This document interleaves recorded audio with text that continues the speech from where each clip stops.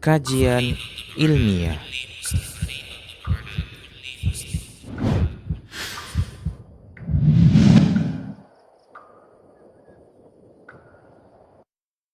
Bismillahirrahmanirrahim. Assalamualaikum warahmatullahi wabarakatuh. Alhamdulillahirrabbilalamin. Wassalatu wassalamu ala rasulillah. Mabad, para pemirsa Rosyad TV, juga para pendengar radio stream Medan Mengaji. Kita kembali di podcast spesial Kaula Muda. Dan Alhamdulillah sudah bersama kita guru kita Ustadz Muhammad Permana, Hafizullah Ta'ala, yang seperti biasa nanti akan bersama kita dalam beberapa waktu ke depan berinteraktif lah ya, bersama pemirsa Rosyad TV, juga para pendengar radio stream Medan Mengaji yang mau bergabung di podcast spesial Kaula Muda. Tentunya nanti bisa melalui line interaktif kita, atau bisa melalui pesan WhatsApp, juga SMS, ataupun bisa di kolom komentar platform media sosial kita yang melakukan live streaming. Kita masih di sahabat yang mulia Abu Bakar As-Siddiq radhiyallahu anhu ya Ustaz. Nah, baik, alhamdulillah nih sudah pertemuan yang ketiga kalau nggak salah Ustaz. Yang ketiga tentang perjalanan hidup atau keutamaan yang bisa kita ambil faedahnya dari sahabat yang mulia Abu Bakar As-Siddiq radhiyallahu anhu. Langsung saja Ustaz, Abu Bakar As-Siddiq radhiyallahu anhu, silakan Ustaz. bismillah, alhamdulillah, wassalatu wassalamu ala rasulillah wa alihi wa ashabihi wa man tabi'ahum bi ihsanin ila yaumiddin wa ba'du. Para pemirsa Rosyad TV yang dimuliakan oleh Allah, para pendengar radio streaming Medan Mengaji, yang semoga Allah Subhanahu wa Ta'ala senantiasa berikan hidayahnya kepada kita semua, keistiqomahan di atas sunnah Nabi-Nya Sallallahu Alaihi Wasallam. Berbicara tentang Abu Bakar As-Siddiq radhiyallahu ta'ala an, maka tidak akan pernah habis-habisnya kita membahas beliau. Dan segudang keutamaan yang dimiliki oleh Abu Bakar As-Siddiq radhiyallahu ta'ala an ini menjadi teladan bagi kita semua. Contoh, karena Nabi sendiri SAW memerintahkan kepada kita untuk menjadikan beliau sebagai contoh di dalam mengambil agama. Nah, salah satu peran yang beliau tonjolkan, beliau tampakkan di dalam agama Islam, khususnya untuk Nabi kita SAW, yaitu peran beliau di dalam hijrah bersama dengan Rasulullah SAW. Jadi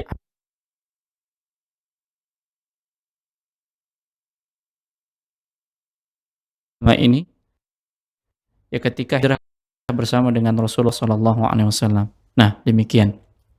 Ketika para sahabat Nabi SAW sudah mulai hijrah ke Habasyah, ini dua kali. Ya, dua kali yang dilakukan oleh para sahabat di tahun ke-5 dan di tahun ke-5 dan ke-6. Ya, mereka hijrah ke Habasyah.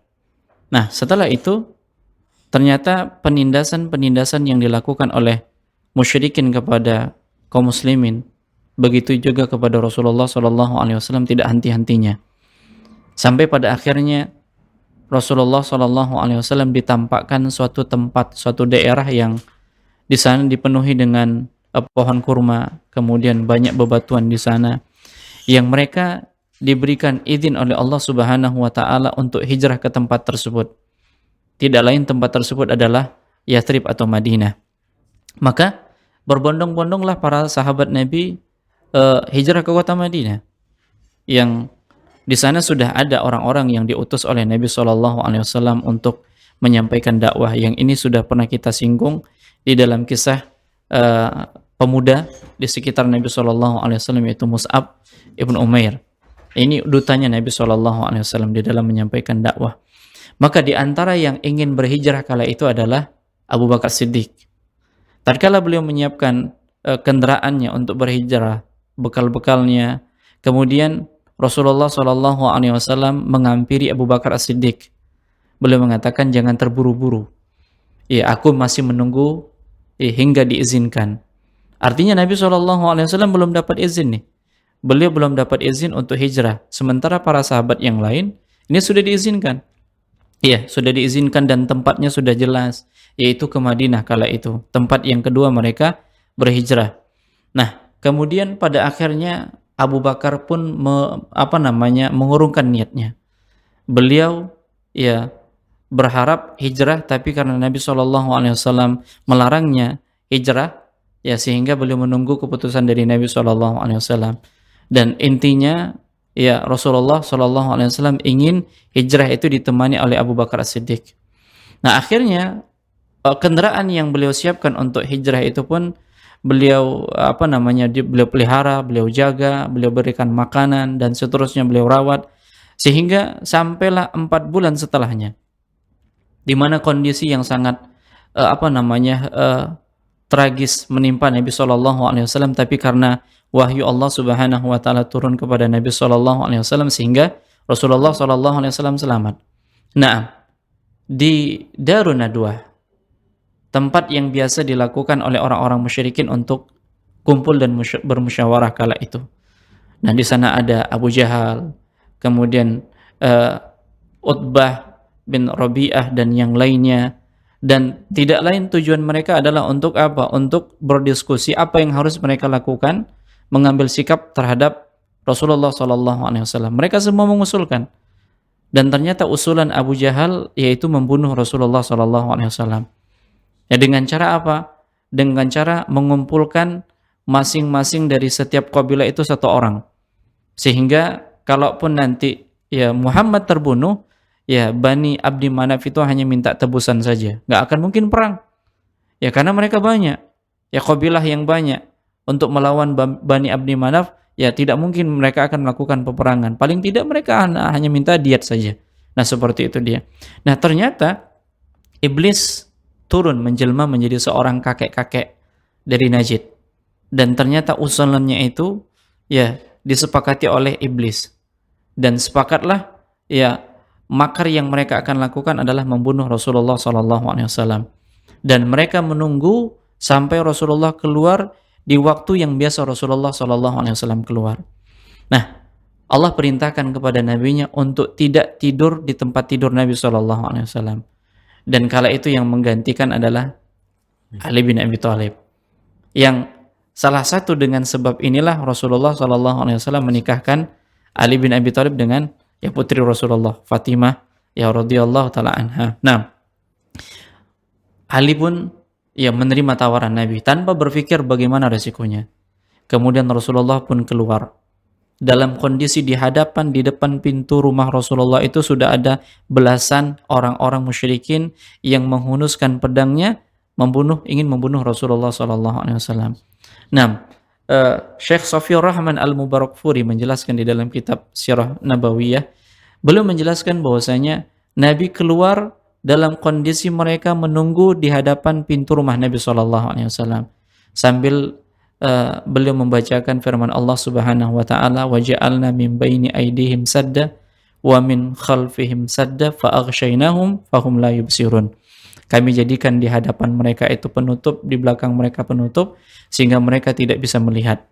Lalu Nabi mengambil pasir dari bawah kaki mereka dan melempar di atas kepala-kepala mereka, dan akhirnya Nabi lewat dengan selamat atas pertolongan Allah Subhanahu wa taala.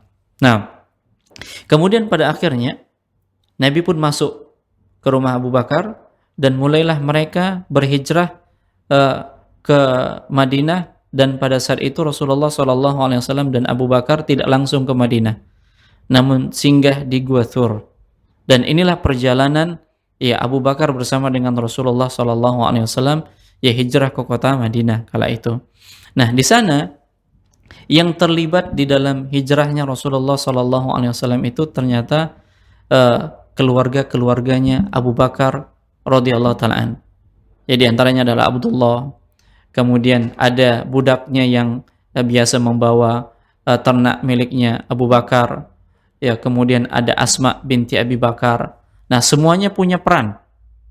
Abdullah bin Abi Bakar ini perannya apa? Beliau berperan untuk mendengarkan berita-berita yang ada pada orang-orang Quraisy. Sehingga ketika sore hari barulah Abdullah ini mendatangi Abu Bakar dan Rasulullah SAW. Sementara Asma binti Abi Bakar ini menyiapkan makanan yang beliau membawanya, ya, sehingga beliau membutuhkan ikatan, ya, 2 ikatan yang dikenal dengan Zatun Nitaqain. Ya, Asma dikenal dengan Zatun Nitaqain yang maksudnya adalah pemilik 2 ikat pinggang. Ya, jadi kainnya dibelah menjadi 2. Ya, yang pertama diikat untuk bekal Rasulullah SAW, yang kedua untuk dirinya sendiri. Inilah yang dibawa untuk ya orang tuanya berserta dengan Rasulullah Shallallahu Alaihi Wasallam. Nah, pada saat Abu Bakar Siddiq menuju Gua Thur, gua di mana beliau bersembunyi dengan Rasulullah Shallallahu Alaihi Wasallam. Nah, pada saat beliau masuk, beliau tidak mengizinkan Rasulullah masuk terlebih dahulu untuk memastikan aman nggak ini. Ya, cocok tidak untuk orang yang dia cintai ini, Rasulullah Shallallahu Alaihi Wasallam. Sehingga ketika ada lubang-lubang, dia tutup dengan kain. Nah, ketika semuanya sudah tertutup dan tersisa ada lubang dan tidak ada kain yang bisa dia tutup, akhirnya dia tutup dengan kakinya. Lalu dia persilahkan Rasulullah masuk. Kemudian Rasulullah pun berbaring di pangkuan Abu Bakar As-Siddiq untuk istirahat.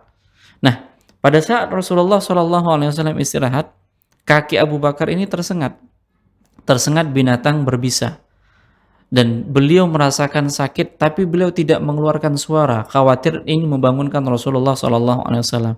Sehingga apa? Sehingga ya Abu Bakar menahan rasa sakit itu, tapi air matanya itu tidak tahan lagi, tumpah dan mengenai Rasulullah Shallallahu Alaihi Wasallam. Dan terbangunlah Rasulullah, dan beliau bertanya, ada apa?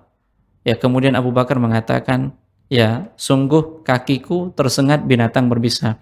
Kemudian Rasulullah Shallallahu Alaihi Wasallam pun meludahi kaki Abu Bakar, dan dengan izin Allah Subhanahu Wa Taala, ya hilanglah rasa sakit, dan Allah Subhanahu Wa Taala memberikan kesembuhan kepada Abu Bakar As-Siddiq. Nah, dan ternyata sampailah berita ya kepada Abu Bakar dan Rasulullah Shallallahu Alaihi Wasallam bahwasanya mereka menjadi buronan orang-orang musyrikin, dan mereka mencari ke seluruh penjuru.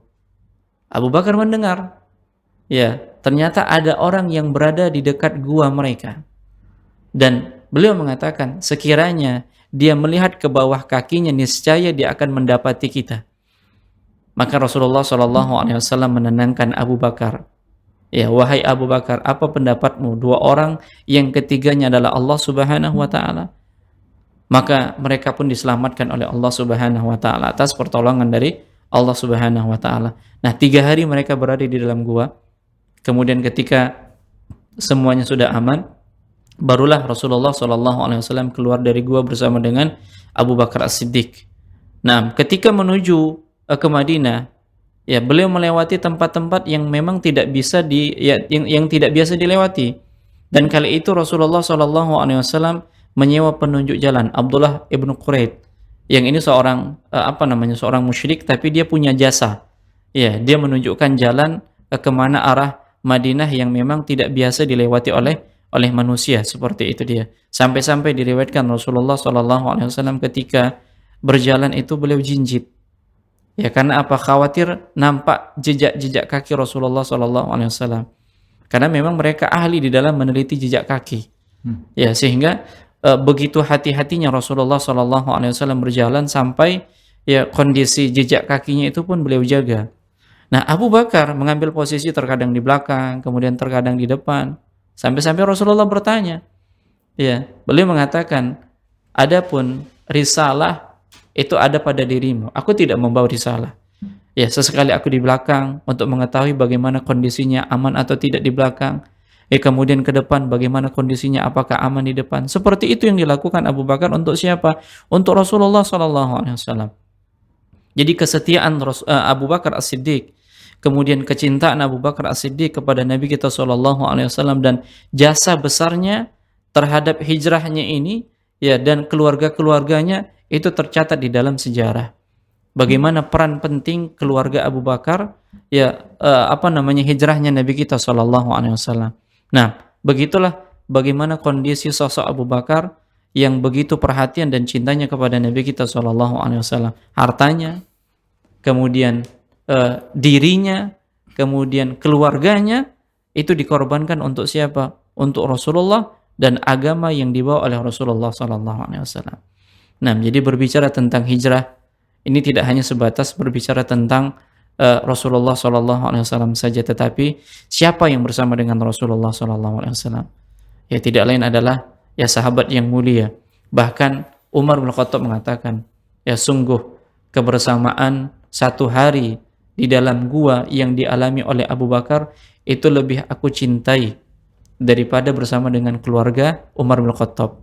Karena apa? Karena di dalam gua itu hanya Abu Bakar bersama dengan Rasulullah. Ya, satu hari saja di dalam gua itu lebih dicintai oleh Umar bin Khattab daripada harus bersama dengan keluarganya. Ya, karena apa? Persembunyian tidak lain untuk menjaga agama Allah Subhanahu wa taala. Nah, demikian. Ini sebagai pembuka bagaimana hijrahnya Rasulullah bersama dengan Abu Bakar As-Siddiq radhiyallahu taala an. Nah, Baik, Masya Allah. Jazakumullah khairan Ustaz. Di segmen pembuka ini aja udah sangat banyak daging istilahnya Ustaz. Faedah yang bisa kita tangkap tentunya ya. Dan kita berikan dulu kesempatan ke pemirsa Rosyad TV, juga pendengar radio streaming dan mengaji yang mau bergabung di podcast spesial Kaula Muda kali ini. Tentunya bisa melalui line interaktif kita di 0822 886630, atau bisa melalui pesan WhatsApp juga SMS, atau bisa juga komentar di kolom komentar platform media sosial kita yang melakukan live streaming. Baik, silakan.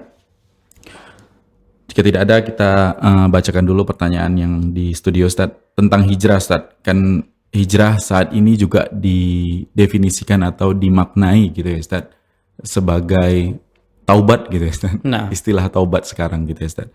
Dan tadi kita mendengarkan di segmen awal bahwasannya Nabi ketika hijrah, hijrah Nabi ini butuh persiapan hingga 4 bulan gitu ya Ustaz. insyaallah. Mempersiapkan kendaraan untuk hijrahnya. Dan kalau kita tarik ke hijrah yang dimaksud saat ini adalah taubat gitu Ustaz, atau meninggalkan suatu pekerjaan dari yang mungkin pekerjaan yang sekarang ini syubhat atau bahkan haram, dia mempersiapkan diri dulu Ustaz untuk pekerjaan yang penggantinya ini ada dulu atau bagus dulu, baru dia keluar dari tempat yang syubhat atau yang haram ini. Seperti itu dibolehkan atau enggak? Gimana Ustaz? Silakan Ustaz. Baik. Para ulama menjelaskan bahwasanya hijrah itu ada 3. Ya, sebagaimana penjelasan dari Syekh Muhammad bin Shalih Al-Utsaimin di dalam kitab Syarah Riyadhus Shalihin. Yang pertama namanya hijrah al-makan, hijrah tempat. Dan inilah yang dilakukan oleh Rasulullah SAW. Ketika di Makkah sudah tidak lagi lapang melaksanakan syariat Allah, maka perintahnya adalah hijrah. Sama seperti seorang muslim yang tinggal di negara kafir, yang dia nggak bisa leluasa menjalankan syariatnya, nggak bebas, ya adanya intimidasi, kemudian penyiksaan dan lain sebagainya, maka wajib baginya untuk hijrah. Ini namanya hijrah tempat. Nah, jadi berpindah dari tempat-tempat yang bermasalah ke tempat-tempat yang soleh. Ya, sama seperti kisah seorang pembunuh yang dia telah membunuh 99 nyawa, pengen taubat, kan seperti itu dia. Nah, ternyata syarat taubatnya apa? Dia harus pindah nih. Dari tempat tinggalnya sekarang ke tempat yang di sana penuh dengan orang-orang soleh. Ini namanya hijrah tempat. Yang kedua namanya hijrah al-amal, hijrah amal, perbuatan. Ya, inilah yang dimaksud, salah satunya adalah taubat. Ya, yang sekarang dilakukan oleh kaum muslimin, yang dia sudah hijrah, sudah mulai kehidupannya lebih baik, ya kemudian sudah mulai melakukan ketaatan-ketaatan kepada Allah Subhanahu wa taala, kan seperti itu dia. Nah, yang dikatakan hijrah di sini yaitu meninggalkan apa-apa yang dilarang oleh Allah Subhanahu wa taala. Al-muslim man saliman muslim min lisani wa yadihi. Seorang muslim itu manakala muslim yang lainnya itu selamat dari lisan dan tangannya. Wal muhajir, sementara orang yang hijrah itu adalah orang yang meninggalkan apa-apa yang dilarang oleh Allah Subhanahu wa taala. Nah, lalu bagaimana korelasinya dengan sekarang ini? Ada orang yang pengen hijrah dari tempat pekerjaannya yang dia sudah sampai ilmu kepadanya. Ini haram nih. Ya, tempat pekerjaannya nggak boleh. Seperti itu dia. Lalu dia pengen hijrah. Dengan konsekuensi, saya harus ada dulu penggantinya. Ya, saya harus ada dulu penggantinya. Nah, kalau konsep yang seperti ini kita amalkan, baru kita hijrah, tunggu ada penggantinya, baru kita hijrah, ini nggak akan dilakukan oleh para sahabat.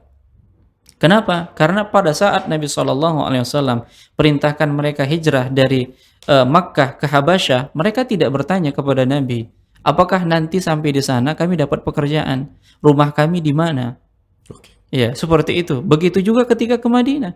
Bahkan konsekuensi Abdurrahman ibnu Auf hijrah itu apa?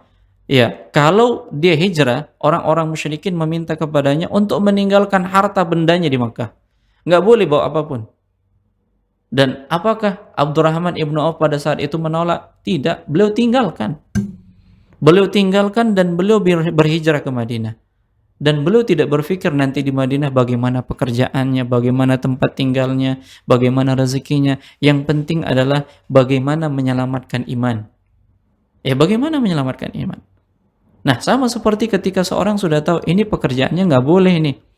Yang dihasilkan itu haram. Nah, kalau ternyata seterusnya kita membawa harta haram lalu kita berikan kepada istri dan anak kita, ya gimana nanti ke depannya? Maka konsekuensi dari hijrah itu meninggalkan yang memang kita sudah tahu akan keharamannya ke sesuatu yang memang Allah halalkan. Bagaimananya nanti itu Allah Subhanahu wa taala akan uji. Dan orang yang hijrah itu diuji oleh Allah Subhanahu wa taala. Ya, biasanya ketika di pekerjaan Masya Allah yang setiap bulannya penghasilannya besar, ini kali ini penghasilannya sedikit. Dia diuji nih. Sabar nggak dia dengan hijrahnya itu? Apakah dia akan kembali lagi atau istiqomah? Nah, ini penuh dengan ujian. Terkadang ada orang yang hijrahnya di tengah jalan pada akhirnya dia kembali. Ya, dia tidak sanggup melewati itu semua. Seperti itu dia. Karena apa? Mungkin faktor istri dan anak-anak, faktor keluarga, faktor yang lainnya, banyak faktor. Nah, sehingga dia kembali seperti semula. Nah, seperti itu dia. Jadi kalau seorang itu berhijrah yang dia sudah tahu tempat yang dia mencari harta, mencari nafkah sekarang itu haram, dia tinggalkan. Ya, tanpa harus memikirkan bagaimana nanti pekerjaan saya. Ya, keluar dulu, ya lalu bagaimananya itu ya Allah Subhanahu wa taala yang akan memberikan kemudahan kepada kita. Nah, kalaulah metode hijrahnya tunggu ada tempat yang baru dulu kita baru pindah, maka mustahil ini akan terjadi. Nah, kita akan tetap di sana. Dan kita nggak tahu sampai kapan kita bisa mendapatkan tempat yang baru. Nah, seperti itu dia. Karena memang yang namanya hijrah itu ada ujiannya.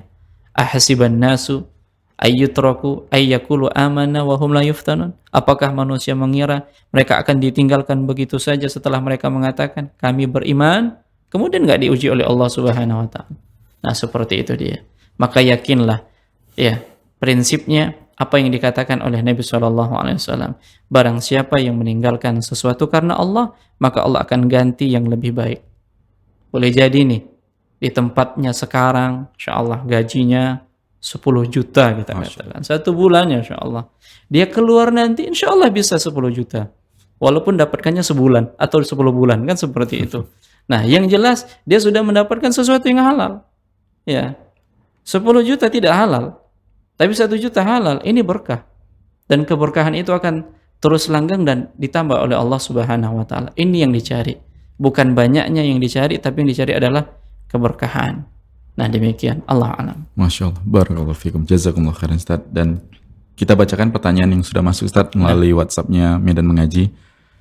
Termasuk pendengar yang setia seperti ini dan sering bertanya. Bismillah, Assalamualaikum warahmatullahi wabarakatuh Ustaz. Semoga Allah Subhanahu wa taala selalu merahmati, melapangkan kubur para sahabat radhiyallahu anhum dan ulama kita, memberikan banyak keberkahan Ustaz, guru-guru Ustaz, keluarga Ustaz, kita semua yang menyimak di pertemuan ini dan seluruh kaum muslimin dimanapun berada. Allah. Izin bertanya Ustaz, bagaimana cara seorang anak menyampaikan kebenaran kepada orang tua, terutama ayah yang masih melakukan tatayyur? Ayahnya ini memiliki watak keras dan sukar menerima pendapat orang lain. Barakallahu fikum, jazakumullah khairan wal jannah, Ustadz dan tim Medan Mengaji. Amin. Assalamualaikum warahmatullahi wabarakatuh. Silakan.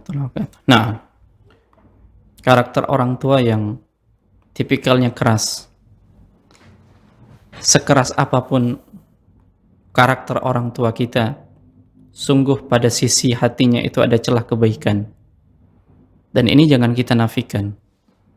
Ada kebaikan-kebaikan pada dirinya, mungkin karena egonya, mungkin karena dia adalah orang tua dan kita adalah anak, mungkin dia punya kedudukan, dipandang oleh masyarakat dan seterusnya.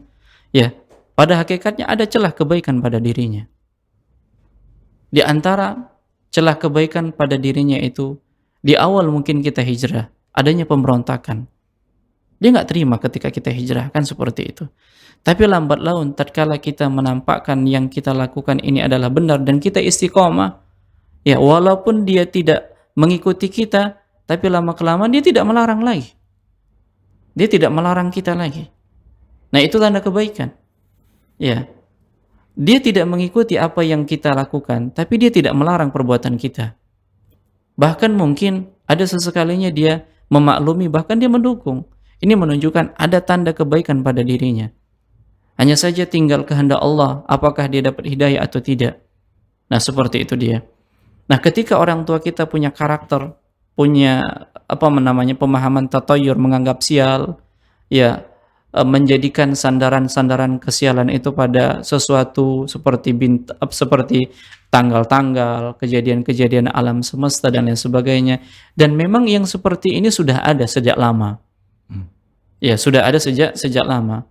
Ya, orang tua kita menganggap bahwasanya kalau seandainya bulan Muharram atau bulan Safar ini bulan sial, tanggal sekian bulan sial, ya hari ini bulan sial dan seterusnya.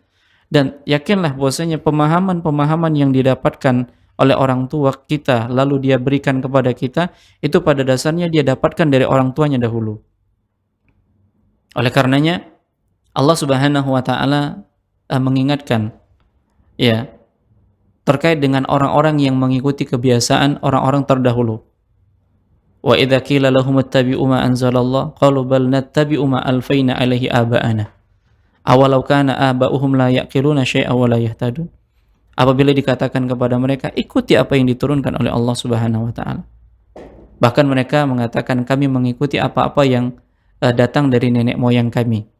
Apakah mereka akan mengikuti ya nenek-nenek moyang mereka, orang-orang tua mereka dahulu, sekiranya mereka tidak mendapatkan hidayah, tidak mendapatkan petunjuk, tidak mengetahui mereka, tidak juga mendapatkan petunjuk, orang tua mereka juga tidak mendapatkan petunjuk. Itulah yang digariskan kepada anak-anaknya. Nah, seperti itu dia. Nah, yang seperti ini ya jemaah yang dimuliakan oleh Allah, hendaknya kita bersikap bijak tatkala kita mendakwakan kepada orang tua kita. Kalaulah mereka tidak bisa kita berikan dengan dalil-dalil, maka sampaikan dengan logika yang mudah.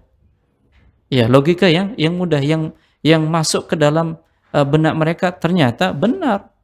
Itu hanya sugesti, hanya khurafat saja, hanya cerita-cerita bohong saja dan tidak terjadi. Kalaupun terjadi, itu semua sesuatu yang sudah ditakdirkan oleh Allah Subhanahu wa taala. Intinya dakwah kepada orang tua lebih banyak pada apa? Pada perbuatan. Pada perbuatan. Karena prinsipnya orang tua tidak ingin digurui. Ya, cukup kita menunjukkan perbuatan-perbuatan baik kita selagi yang kita lakukan ya dia tidak melarang, walaupun dia belum bisa melakukannya, itu salah satu tanda kebaikan. Tinggal kita cari waktu momen yang tepat, tatkala dia tenang, kita diskusi. Ya, kalau ternyata muncul perdebatan, kita tahan. Sudah selesai. Ya, jangan kita paksa. Ya, jangan kita paksa kita mengutarakan, ini kata ustadz kami seperti ini, hadisnya seperti ini. Ya, kata ulamanya seperti ini, dalilnya seperti ini. Orang tua belum sampai pemahaman seperti itu. Dan prinsip mereka mengatakan, kalaulah ini dilarang, kenapa dari dulu tidak dilarang? Kan sudah banyak ustadz-ustadz. Nah, ini salah satu syubhat juga, yang kita harus bisa bagaimana menepisnya, bagaimana kita menjelaskannya kepada orang tua dengan bijak. Nah, demikian. Jadi, perbanyaklah dakwah dengan perbuatan, dan kita memberikan contoh kepada yang di sekitar kita, di lingkungan kita, terutama di dalam rumah kita, untuk menyampaikan dakwah, untuk menyampaikan kebaikan. Sekiranya terjadi perdebatan-perdebatan di antara orang tua kita, maka tinggalkan. Ya, dan kita ingat janji Nabi SAW yang meninggalkan perdebatan yang kita di posisi yang benar, maka sudah disiapkan rumah di dalam surga. Nah, demikian. Allah a'lam. Dan jangan lupa doa untuk orang tua kita. Ya, jangan lupa doa untuk orang tua kita. Ya, selagi peluang itu masih ada, selagi orang tua kita masih hidup, maka perbanyaklah doa hidayah untuk orang tua kita. Nah, Allah a'lam. Baik, Ustaz. Jazakumullah khairan, Ustaz. Dan masih di segmen awal, Ustaz, tadi ada doa yang dibaca Nabi, Ustaz, untuk Abu Bakar As-Siddiq radhiyallahu anhu ketika disengat binatang berbisa, ya, Ustaz? Nah, ini apakah ini bagian dari pengobatan Nabi yang bisa diterapkan ketika kita sakit, atau khusus untuk Nabi, atau khusus untuk penyakit tertentu, atau bisa untuk segala penyakit seperti misalnya juga gangguan sihir dan jin dan lain-lain seperti itu, Ustaz? nah, memang benar ada doa-doa yang diajarkan oleh Nabi kita SAW tatkala kita sakit. Di antaranya meletakkan posisi tangan kita di mana sakit. Ya, kemudian kita membaca doa yang diajarkan oleh Nabi SAW seperti Bismillah, Bismillah, A'udzubillah wa qudratihi min syarri ma ajidu wa uhadiru, itu dibaca sebanyak 7 kali, dan ini pengobatan ala Nabi. Tapi prinsipnya adalah yang menyembuhkan adalah Allah. Kemudian kita harus meyakini, ya, dengan sebab ini Allah memberikan pertolongan kepada kita. Allah yang memberikan pertolongan kepada kita. Dan hanya bersandar kepada Allah Subhanahu wa Ta'ala. Nah, mungkin terkadang kan kita nyoba nih. Ya, sudah kita lakukan. Ya Rabban nas, adhabil ba'sa washfi anta syafi, dan seterusnya. Kok nggak sembuh-sembuh kan seperti itu. Ini salah doanya atau salah kitanya? Nah, yang konsep seperti ini juga harus kita perbaiki dulu. Ya. Yang pertama, yang memberikan kesembuhan adalah Allah. Yang kedua, kita sudah berikhtiar dengan doa yang diajarkan oleh Nabi SAW. Masalah cepat atau lamanya, itu terserah Allah Subhanahu wa Ta'ala. Boleh jadi kalau seandainya lama, ada hikmahnya. Ya, banyaknya dosa-dosa yang berguguran dari kita. Kita yakin nih banyak dosa ini. Ya, banyak kesalahan-kesalahan kita. Dengan sakit itu bisa menggugurkan dosa-dosa, dan dengan sakit itu yang menimpa seseorang, musibah yang menimpa seseorang, tanda Allah menginginkan kebaikan pada dia. Nah, Nabi kita SAW mengatakan, man yuridillahu bi khairan yusibu minhu. Barang siapa yang Allah inginkan kebaikan pada dirinya, Allah akan berikan dia musibah. Nah, salah satunya dengan penyakit.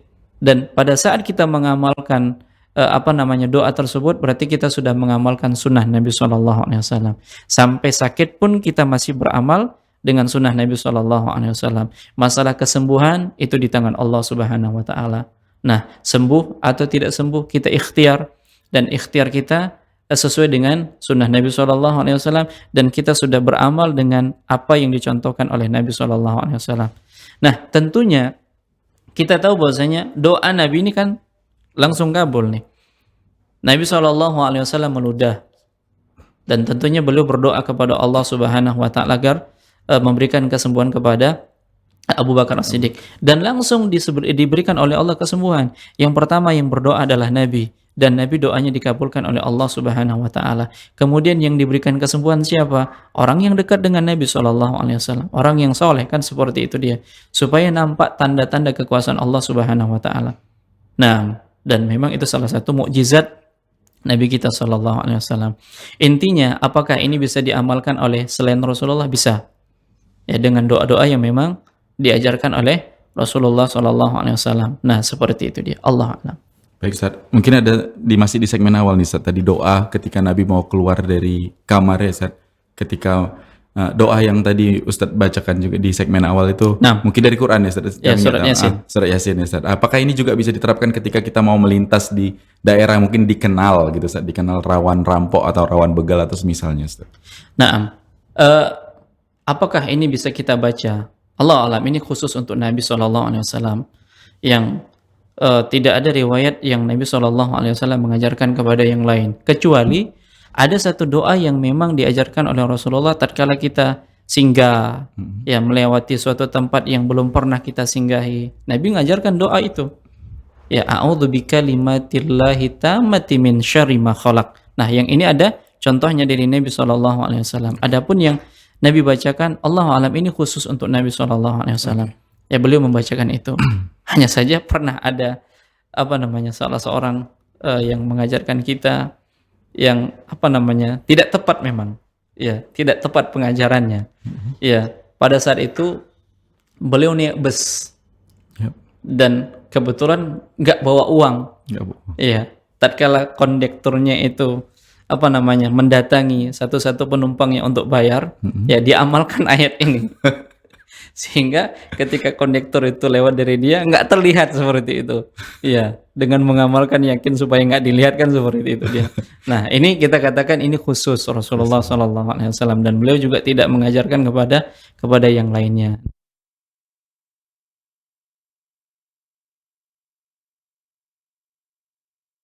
Untuk mengamalkannya, maka tidak perlu kita amalkannya dengan keyakinan seperti ini dan seperti itu. Cukup yang Nabi ajarkan dan Nabi perintahkan bagi kita untuk mengamalkannya. Seperti doa tadi, a'udzu bikalimatillahi tammati min syarri ma khalaq. Nah, Allah a'lam. Baik, Ustaz. Dan sebelum kita kembali ke pembahasan Abu Bakar As-Siddiq radhiyallahu anhu, masih di segmen pertama tadi, Ustaz. Kita lihat ini ada antara doa, tawakal dan ikhtiar, ya, Ustaz. Nah, Doa Nabi gitu kan, bersama juga orang yang mulia di antara sahabat-sahabat Nabi. Kemudian cerita tawakal berdua Nabi dan sahabat jelas. Tapi tetap berikhtiar, tadi Ustadz cerita di segmen awal, jinjit-jinjit gitu keluar. Nah. Kayaknya kalau misalnya kayak sekelas Nabi dan Abu Bakar gitu ya Ustadz, udah doa, udah tawakal, kayaknya udah jalan santai aja, insya Allah selamat gitu Ustadz. Tapi ini tetap ditempuh ikhtiarnya seperti apa Ustadz? Nah, Syekh Muhammad bin Shalih Al-Utsaimin mengatakan, tawakal itu nggak menafikan ikhtiar. Jadi tawakal yang sebenarnya itu adalah melakukan ikhtiar. Oke. Ya, adanya ikhtiar, adanya usaha untuk melakukan sesuatu. Setelah itu ya tawakal kepada Allah Subhanahu wa taala. Dan itu yang dilakukan oleh Nabi kita sallallahu alaihi wasallam. Dan bukan kala itu saja. Bukan kala itu saja Nabi sallallahu alaihi wasallam berikhtiar dan bertawakal kepada Allah. Lihat pada saat perang. Siap. Ya, perang Badar. Apa yang dilakukan oleh Nabi sallallahu alaihi wasallam? Beliau gunakan baju perang, baju besi. Gak cukup tawakal saja. Ya, kan Nabi ya dengan doa selesai semuanya, enggak. Rasulullah sallallahu alaihi wasallam menyiapkan semuanya. Ada pedang beliau, ada kendaraan beliau, ada baju besi beliau, kan seperti itu. Itu bentuknya apa? Ikhtiar, dan itu bagian dari tawakal. Jadi kalau hanya sebatas tawakal saja, pasrah kepada Allah, kemudian gak ada usaha, ini salah. Ini bohong namanya. Ya, ini bohong saya. Kalau usaha saja tanpa tawakal kepada Allah, tanpa berdoa kepada Allah, ini sombong. Iya. Jadi ada kata-kata bohong, ada kata-kata sombong. Bohong kalau seorang tawakal itu nggak ada ikhtiar. Sombong kalau orang ikhtiar itu nggak tawakal kepada Allah, tanpa berdoa kepada Allah Subhanahu wa taala. Jadi dua ini harus dilakukan, tawakal dan ikhtiar. Berdoa kepada Allah dan lakukan usaha. Nah, yang seperti inilah yang sempurna. Dan itu dilakukan oleh Nabi SAW dalam kondisi bagaimanapun. Lihat, pada saat perang Khandaq, apa yang dilakukan oleh Nabi bentuk ikhtiarnya? Buat parit. Untuk menghalangi kedatangan orang-orang musyrikin untuk menyerang Makkah, yang dilakukan oleh Rasulullah adalah mengambil idenya Salman. Membuat parit. Ya, di pintu masuk ke Madinah.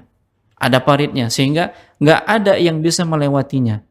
Ya, beberapa hari mereka melakukan melempari anak-anak panah, ya, tidak ada bisa langsung perang tanding, ya, tidak bisa bertemu karena ada parit. Pada akhirnya Allah Subhanahu wa taala menghancurkan orang-orang musyrikin dengan mendatangkan hujan, dengan mendatangkan angin yang memporak-porandakan kemah-kemah mereka, dan akhirnya mereka pulang ke Makkah. Nah, jadi ada ikhtiarnya, ada usahanya, dan itulah yang dilakukan oleh Nabi SAW ketika berjalan menuju ke Madinah. Supaya apa? Supaya jejak-jejak Nabi itu nggak kelihatan. Ya, karena mereka ada orang-orang yang ahli sebagai pencari jejak. Ya, jejak-jejak itu mereka lihat, bahkan bukan hanya jejak, terkadang mereka memperhatikan makanan, kotoran binatangnya itu apa. Ya, mereka periksa. Ya, ini tidak lama lagi, waktu yang mereka tinggalkan ini bukan waktu yang lama, seperti itu dia. Mereka paham. Ya, karena memang bahasanya mereka orang lapangan kan, seperti itu. Jadi tahu kondisinya. Nah, demikian. Allah a'lam. Masya Allah. Jazakumullah khairan Ustaz. Mungkin kita kembali lanjutkan Ustaz. Ada keutamaan apa lagi mungkin yang bisa kita dapatkan dari kisah Abu Bakar As-Siddiq radhiyallahu anhu. Silakan Ustaz. Tatkala Nabi kita SAW sudah sampai di Madinah, ya, tatkala beliau sudah sampai di Madinah, ada suatu momen besar yang terjadi pada sahabat-sahabat Rasulullah SAW dan orang-orang musyrikin, yang terjadi pada tahun kedua Hijriyah. Ya, yang terjadi pada tahun kedua Hijriyah. Ini sikap yang bijaksana, sikap yang menunjukkan keimanan yang sempurna yang dimiliki oleh Abu Bakar As-Siddiq. Di tahun kedua Hijriyah, Nabi SAW berhadapan dengan pasukan-pasukan kaum musyrikin yang disebut dengan perang Badar. Dan awalnya memang keinginan Nabi keluar itu hanya sebatas menghalau kafilah dagangnya Abu Sufyan. Nah, seperti itu. Itu hanya itu saja. Dari Makkah kemudian melewati Madinah menuju Syam. Sampai berita kepada Nabi. Kemudian ketika dikejar oleh Nabi sudah melewati Madinah. Nah, ketika mau pulang, Nabi mengajak para sahabat yang mau ikut serta, belum diwajibkan pada saat itu, dan memang bukan tujuannya berperang. Tujuannya hanya menghalau kafilah dagangnya Abu Sufyan. Nah, ketika berita ini sampai kepada Abu Sufyan, maka dia berusaha untuk mencari jalan yang lain agar tidak bertemu dengan Rasulullah SAW. Dan Allah takdirkan Abu Sufyan selamat. Tapi pada saat itu dia sudah mengutus seorang utusan untuk menyampaikan kepada orang-orang musyrikin bahwasanya barang-barang mereka ditahan oleh Muhammad dan sahabat-sahabatnya. Akhirnya 1.000 pasukan musyrikin keluar. 1.000 pasukan musyrikin keluar untuk apa? Untuk membela kehormatan mereka. Harta mereka sudah diambil oleh Muhammad, padahal sudah aman. Nah, ketika mereka bertemu dengan Abu Sufyan mengatakan, sudah, kita kembali. Karena barang-barang aman.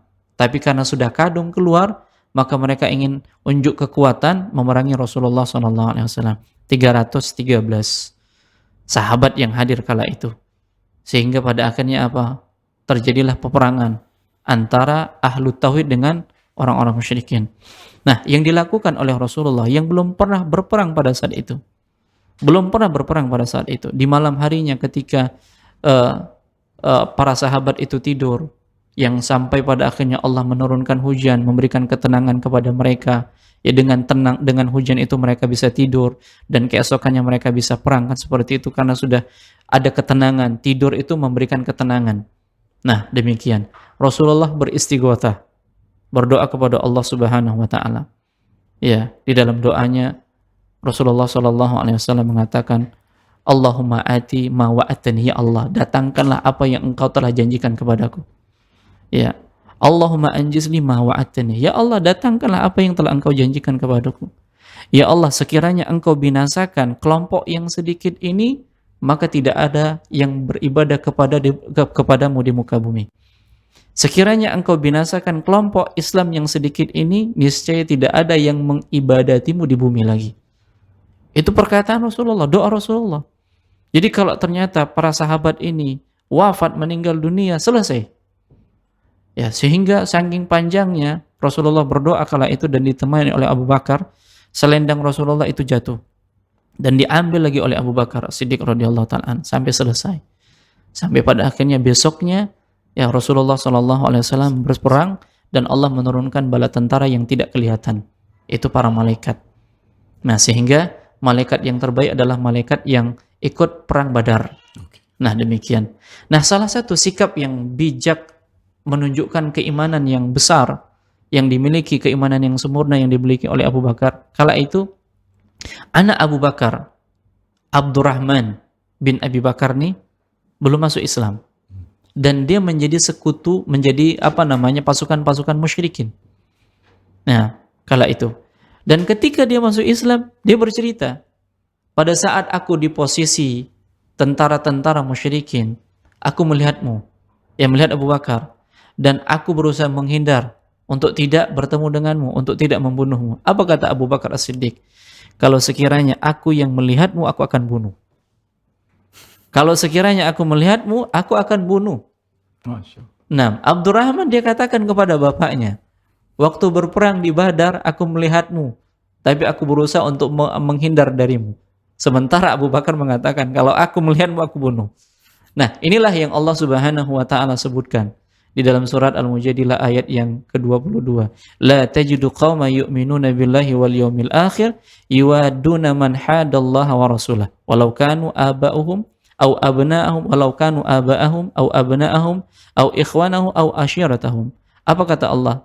Engkau Muhammad tidak akan mendapatkan suatu kaum yang beriman kepada Allah dan hari akhir saling berkasih sayang dengan orang-orang yang menentang Allah dan Rasulnya, sekalipun orang-orang itu bapaknya, anaknya, saudaranya, atau keluarganya. Jadi inilah prinsip apa? Al-wala wal bara. Karena prinsip al-wala wal bara apa? Loyalitas kepada kaum muslimin dan berlepas diri dari kemusyrikan dan orang-orang musyrik. Dan itulah yang ditunjukkan oleh Abu Bakar As-Siddiq pada saat perang Badar. Begitu semangatnya beliau membela Rasulullah SAW, menemani Rasulullah SAW sampai ucapan beliau kepada anaknya menunjukkan keimanan yang kokoh. Meskipun itu anaknya, tapi kalau dia musyrik tetap dia akan bunuh. Nah, demikian. Allah a'lam. Masya Allah. Jazakumullah khairan Ustaz. Dan kembali kita berikan kesempatan ke pemirsa Rosyad TV juga para pendengar radio streaming dan mengaji yang mau bergabung di podcast spesial Kaula Muda kali ini bisa melalui line interaktif kita di 0822 8888 6630 atau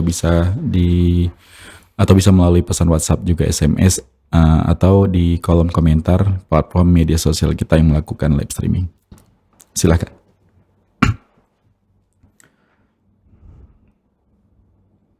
Baik, jika tidak ada mungkin di pertemuan kali ini kita cukupkan sampai di sini dulu ya Ustaz. Baik. Dan mudah-mudahan apa yang kita sajikan ini bermanfaat. Sebelum kita tutup seperti biasa Ustaz, mungkin ada kesimpulan untuk bridging ke pertemuan berikutnya masih di Abu Bakar As-Siddiq radhiyallahu anhu. Silakan Ustaz. Nah, dari dua segmen yang sudah kita sebutkan tadi, dua poin yang sudah kita sebutkan tadi, yang pertama hijrahnya Abu Bakar bersama dengan Rasulullah SAW dan sikap Abu Bakar dalam perang Badar, ini menunjukkan bahwasanya cinta kepada Rasulullah SAW itu butuh bukti, tidak hanya sebatas ucapan-ucapan di lisan saja.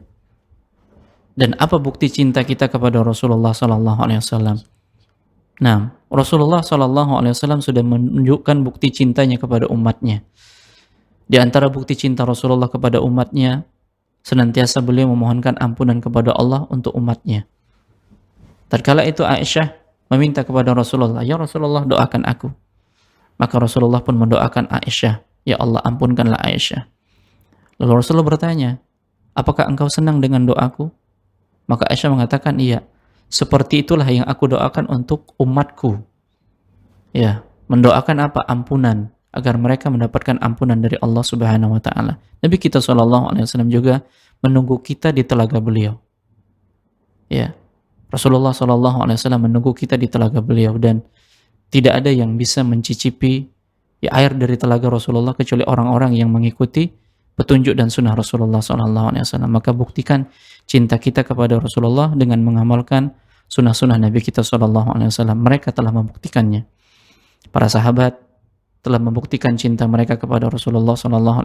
Tinggal kita yang masih hidup, yang kita tidak tahu sampai kapan Allah Subhanahu wa taala mewafatkan kita. Maka selagi Allah berikan kesempatan kita hidup, maka hendaknya kita mengamalkan sunnah-sunnah Nabi kita SAW. Dan minimal di antara sunnah yang beliau ajarkan kepada kita, yaitu dengan memperbanyak selawat kepada baginda Nabi kita Muhammad SAW. Allah Ta'ala alam. Ini yang bisa kita sampaikan pada poin di kesempatan kali ini. Allah alam. Baik Ustaz, jazakumullah khairan Ustaz atas penjelasan, bimbingan dan arahannya. Dan dengan demikian para pemirsa Rosyad TV juga para pendengar radio streaming dan mengaji, kita cukupkan pertemuan kita di podcast spesial Kaula Muda kali ini. Mudah-mudahan apa yang kita sajikan bermanfaat tentunya untuk kami pribadi, juga untuk Anda dimanapun Anda berada. Mewakili kru yang bertugas kami pamit. Kita tutup dengan doa kafaratul majelis. Subhanakallahumma wa bihamdika asyhadu an la ilaha illa anta astaghfiruka wa atubu ilaik. Assalamualaikum warahmatullahi wabarakatuh. Assalamualaikum.